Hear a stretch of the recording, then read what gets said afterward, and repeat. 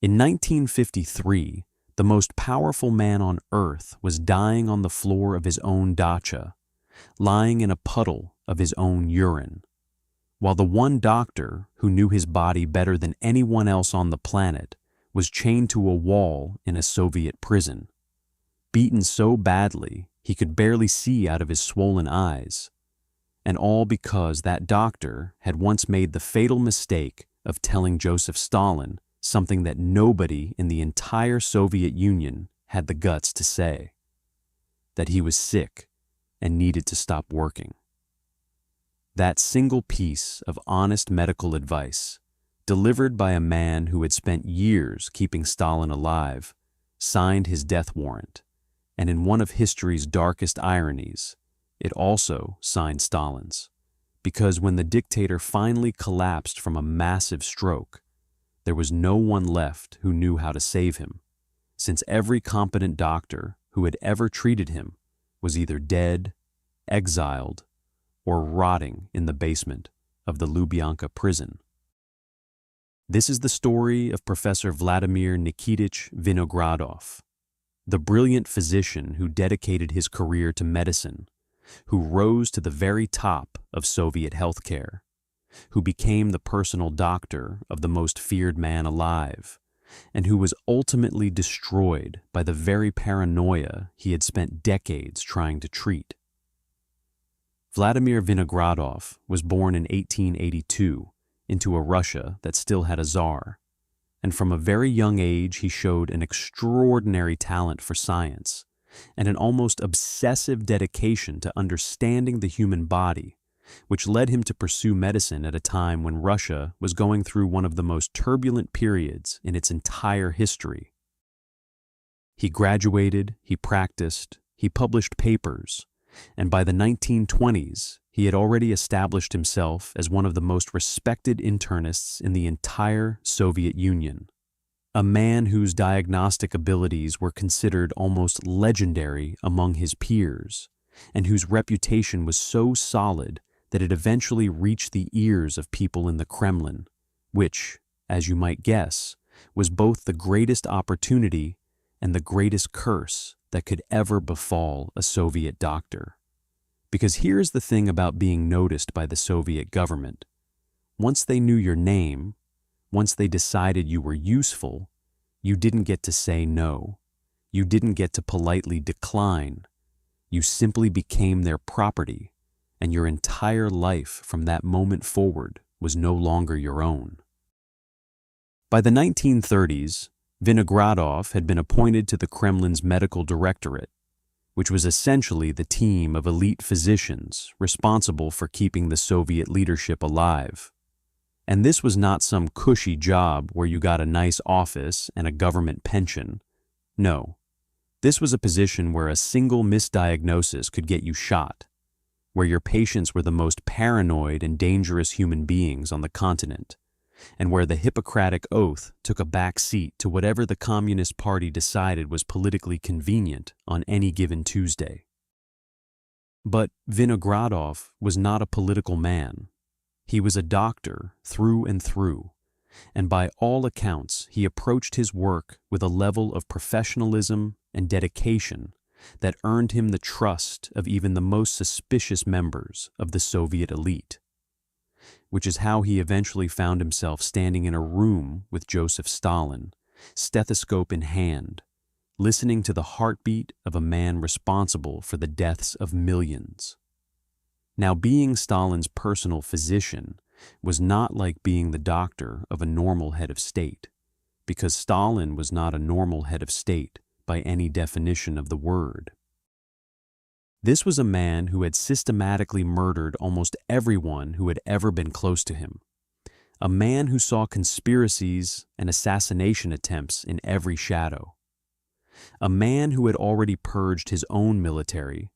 his own intelligence services, his own party, and even his own family members, so you can only begin to understand what it must have felt like to be the guy whose job it was to walk into his private quarters,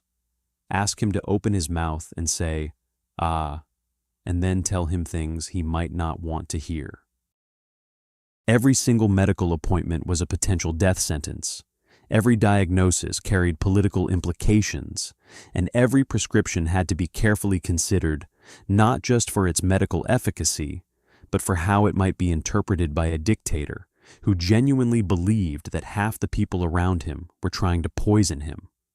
Which, by the way, was not entirely unreasonable, given that poisoning was actually a fairly standard method of political assassination in Soviet circles. So, in a twisted way, Stalin's paranoia about his doctors was not completely insane. It was just tragically misdirected. Despite all of this, Vinogradov managed to navigate this minefield for years, and he did it not through political cunning or sycophantic flattery, but simply by being exceptionally good at his job. And there were moments when his skill genuinely saved Stalin's life, particularly during episodes when Stalin's health deteriorated due to his increasingly unhealthy lifestyle of heavy drinking, smoking, lack of exercise, chronic stress, and the kind of sleep schedule that would kill a normal person in about 6 months. Stalin suffered from hypertension, he had atherosclerosis, he had joint problems, and by the late 1940s, his cardiovascular system was essentially a ticking time bomb that could go off at any moment. And Vinogradov knew this better than anyone because he had the medical records, he had the test results, and he had decades of clinical experience telling him that his most important patient was slowly killing himself. And this is where the story takes its darkest turn, because in 1952, Professor Vinogradov did something that no one in Stalin's inner circle had done in years. He told the truth. After conducting a thorough examination of Stalin in late 1952, Vinogradov came to a conclusion that was medically obvious but politically suicidal. Stalin needed to step back from his duties, reduce his workload, and prioritize his health, because if he continued at his current pace with his current lifestyle, he was going to die, not in some abstract future sense, but in a very real, very soon, very medically predictable sense. And so Vinogradov, guided by his conscience and his medical oath, wrote it down. He put it in the official medical report. He recommended that the General Secretary of the Communist Party of the Soviet Union should essentially retire for health reasons. Now, let that sink in for a moment, because you have to understand what this meant in the context of Stalinist Russia. Telling Stalin to stop working was not a medical recommendation. It was, in his eyes, an act of sabotage, a political attack, a suggestion that he was weak, that he was mortal, that he was replaceable. And in Stalin's mind, the only reason a doctor would ever say something like that was if that doctor was part of a conspiracy to remove him from power. The medical advice was sound, it was honest. It was exactly what any competent physician would have told any patient in Stalin's condition, and it was the single worst thing Vinogradov could have possibly said. The reaction was not immediate, because Stalin was the kind of predator who liked to let his prey feel safe before he struck. But behind the scenes, the machinery of Soviet repression was already grinding into motion, and Vinogradov's honest medical report became one of the key pieces of evidence in what would soon become one of the most infamous episodes of political persecution in the entire history of the Soviet Union: the doctor's plot. In January of 1953, the Soviet state media suddenly announced that a group of predominantly Jewish doctors had been arrested for conspiring to murder Soviet leaders through deliberate medical malpractice, and Professor Vladimir Vinogradov's name was right there at the top of the list, not because there was any evidence of wrongdoing, not because he had harmed anyone, not because a single patient had ever complained about his care, but because he had committed the unforgivable sin of being honest with a man who had built his entire empire on lies. The doctor's plot was not just about Vinogradov, of course. It was a much larger campaign that targeted dozens of physicians, many of them Jewish, and it was widely understood, both inside and outside the Soviet Union, as the opening act of what many historians believe was going to be a massive new wave of purges, potentially including the deportation of the entire Jewish population of the Soviet Union to Siberia. A plan so horrifying that even some of Stalin's most loyal henchmen were reportedly alarmed by it.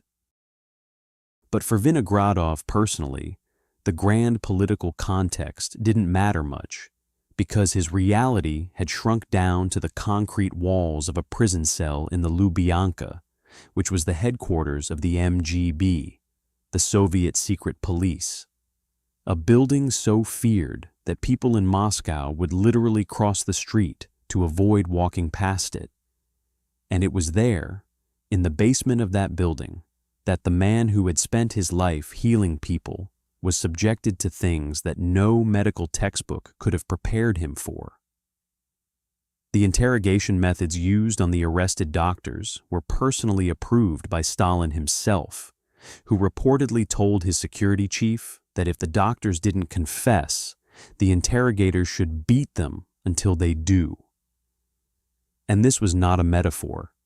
This was a direct order that was carried out with the kind of enthusiasm that only true believers in a totalitarian system can muster. Vinogradov, who was 70 years old at the time of his arrest, was subjected to prolonged beatings, sleep deprivation, psychological torture, and forced standing for hours and days on end, all designed to break him down until he would sign a confession admitting to crimes he had never committed. And the cruelty of it is almost beyond comprehension when you consider that this was a man who had literally kept Stalin alive, who had monitored his blood pressure, who had adjusted his medications, who had sat by his bedside during illness, and who was now being beaten by thugs on that very same patient's orders. And here's the detail that makes this story almost unbearable to tell. The confessions that the interrogators were trying to extract were not just general admissions of guilt. They wanted specific, detailed confessions that the doctors had deliberately misdiagnosed and mistreated Soviet leaders in order to shorten their lives, which meant that Vinogradov was being tortured into saying that every correct diagnosis he had ever made was actually an attempt at murder, that every treatment he had prescribed was actually poison, that his entire career of dedicated medical service was actually a decades-long assassination conspiracy, and the psychological horror of being forced to denounce your own life's work while being beaten by people who couldn't tell a stethoscope from a shoehorn is something that I think most of us genuinely cannot fully comprehend. Meanwhile, as Vinogradov and his colleagues were being systematically destroyed in the Lubyanka, life in the Soviet Union was descending into a kind of collective madness because the state propaganda machine had gone into overdrive, pumping out articles and broadcasts about the evil doctors and their murderous conspiracy, and ordinary Soviet citizens who had previously trusted their physicians were now looking at them with suspicion and fear. Jewish doctors especially were being harassed and fired from their positions. Medical care across the country was being disrupted as patients refused to be treated by anyone who might be part of the conspiracy, and the entire healthcare system of the Soviet Union was essentially being demolished by the paranoid delusions of one sick old man who was too afraid to admit that he was dying of natural causes. The irony was staggering. Stalin's fear of being killed by his doctors was actively making the entire country less healthy and less safe, and the very man who could have helped manage his deteriorating condition was being beaten unconscious in a prison cell. Then came March the 1st, 1953, And this is where the story reaches its terrible, almost poetic climax, because on that night, at his Kuntsevo dacha, just outside Moscow, Joseph Stalin suffered a massive cerebrovascular catastrophe, a stroke so severe that it left him lying on the floor of his dining room, unable to move, unable to speak, barely conscious, and completely alone, because his guards, who had heard him go to bed earlier that evening, were too terrified to check on him without being summoned, since the last person who had entered Stalin's private rooms uninvited had not enjoyed the experience. So Stalin lay there on the cold floor for hours, possibly as many as 12 or 14 hours, while the blood vessels in his brain continued to hemorrhage. And by the time his guards finally worked up the courage to enter the room and found him in this state, the damage was catastrophic and likely irreversible.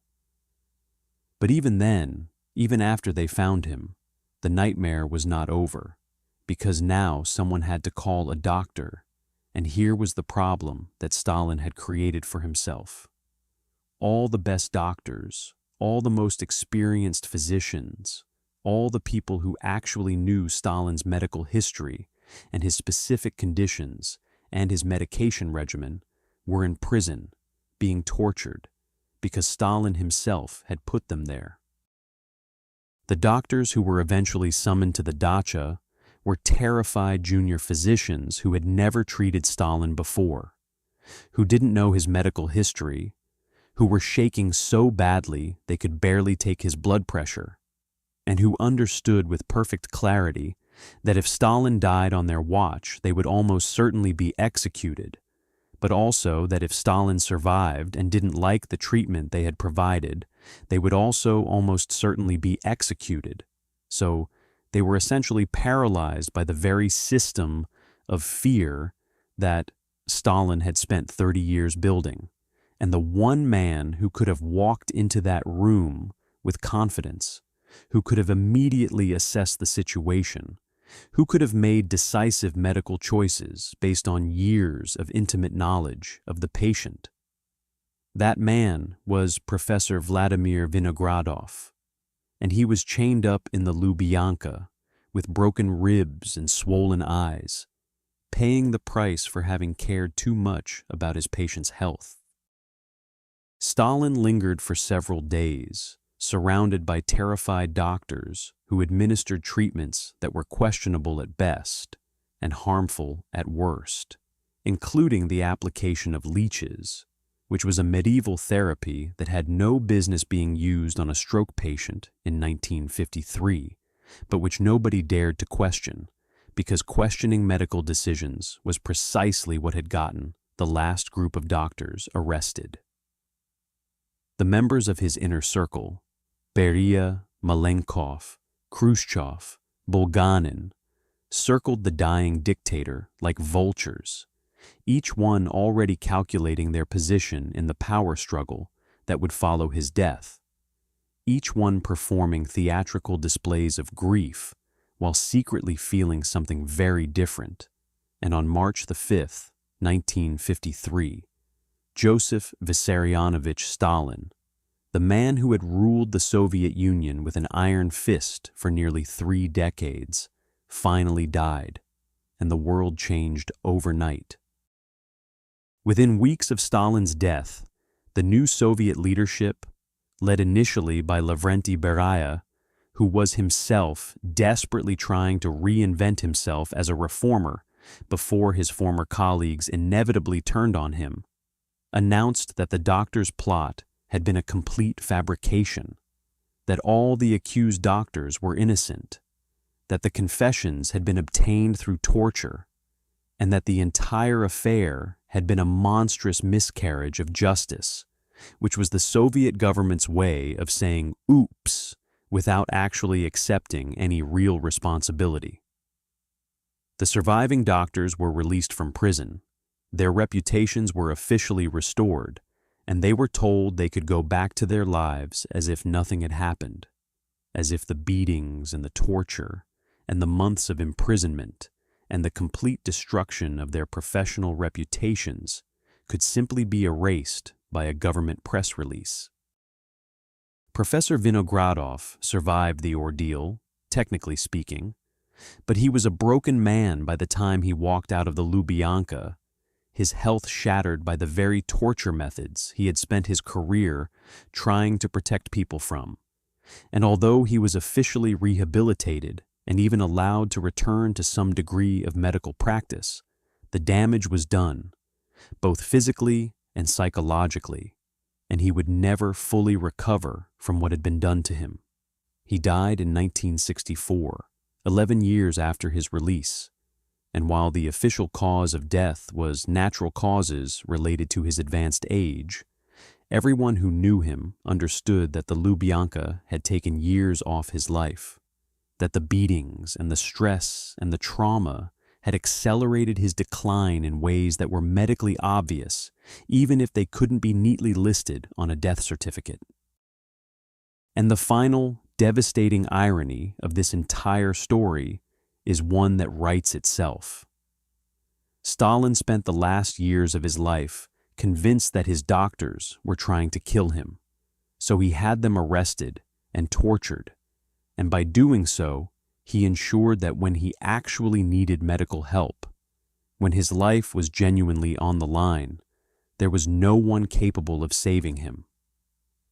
The man who saved Stalin's life was tortured on Stalin's orders, and Stalin died because he had tortured the man who could have saved his life. It is a circle of cruelty and stupidity so perfect that if you put it in a novel, your editor would tell you it was too on the nose, too heavy-handed, too obviously symbolic. But that is the thing about history. It doesn't need to be subtle. It just needs to be true. And the story of Vladimir Vinogradov and Joseph Stalin is one of the truest stories ever told about what happens when absolute power meets absolute paranoia, when the person you trust with your life becomes the person you fear the most, and when the only reward for honesty in a world built on lies is a pair of handcuffs and a dark cell in the basement of the most feared building in Moscow. So, the next time someone tells you that telling the truth is always the right thing to do, remember Professor Vinogradov, because he told the truth, and it cost him everything. But also, remember that the man he told the truth to paid an even higher price for refusing to listen, because Stalin's refusal to accept a simple, honest medical diagnosis didn't just destroy his doctor, it destroyed himself. And there is something in that bitter equation that feels, if not like justice, then at least like the universe's way of keeping score